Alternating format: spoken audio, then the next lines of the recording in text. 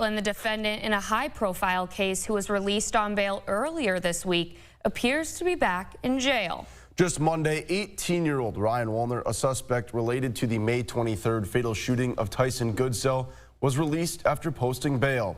This morning, Martin County jail records show that Wolner is back in jail.